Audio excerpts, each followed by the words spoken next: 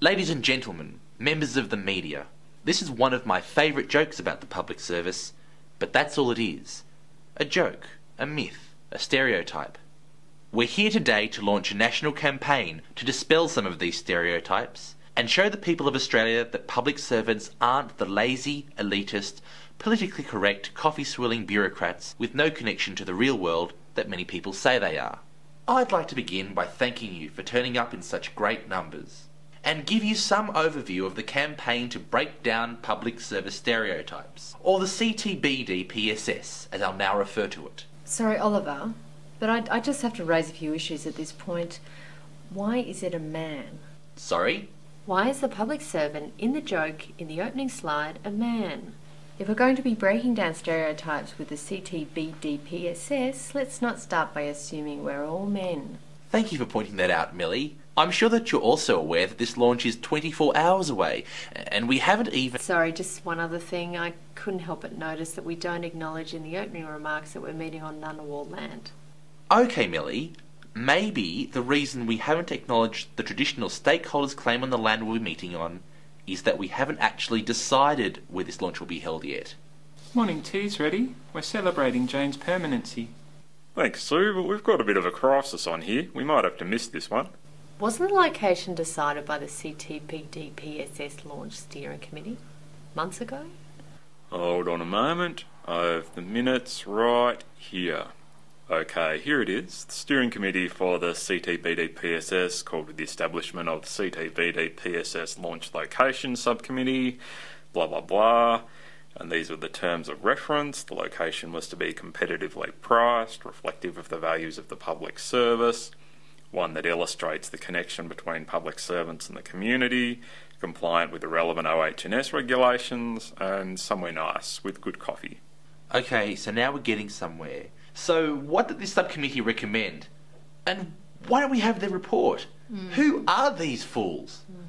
Actually, it appears that the subcommittee is made up of you. Oh, and me. The venue is to be organised and the Minister's office notified by the 5th, which is today. The Minister is going to move someone into the basement for this. The Minister is going to move someone to Tuggeranong for this. It's the Minister's office. Sid Cardigan speaking. Right. Okay. Well, should we... Will do. Thanks, Sue. The Minister is very disappointed, but he's double booked and can't make it. Sue says he'd be very appreciative if one of us could step in. So they were the exact words? Very appreciative? That's right.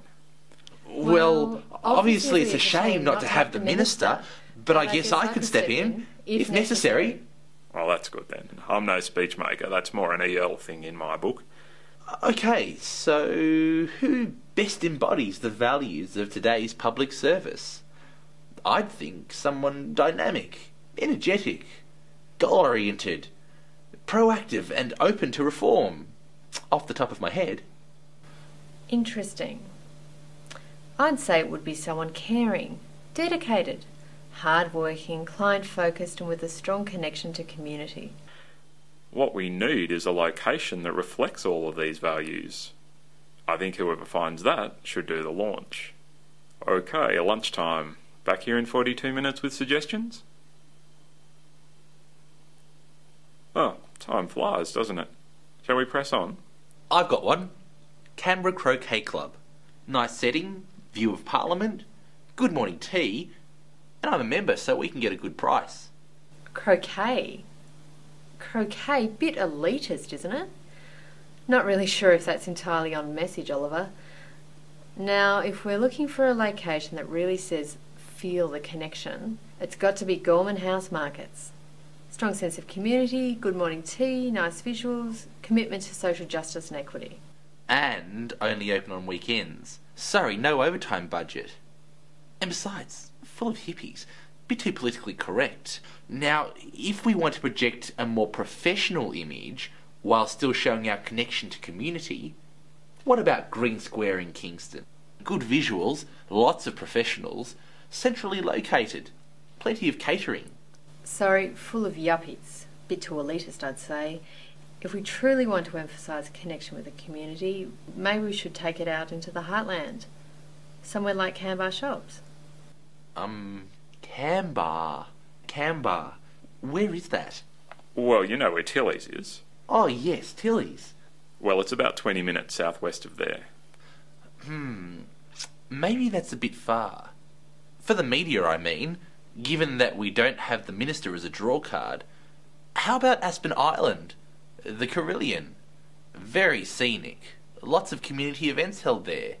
And the bridge can symbolise the connection between the public service and the community.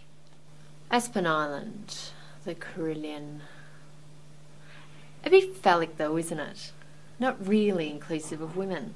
Shame about that. Now the Uluru line at the National Museum, there's a nice powerful image. Dynamic, progressive.